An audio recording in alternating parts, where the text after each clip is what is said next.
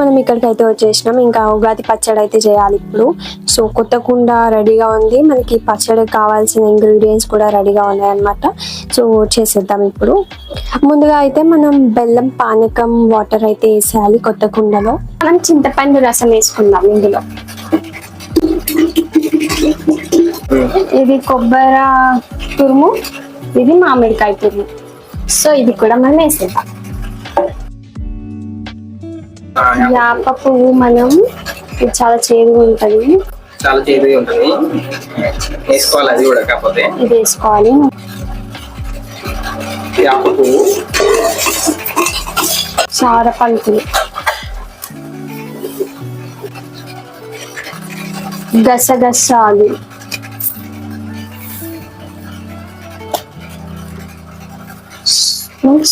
సోంపు.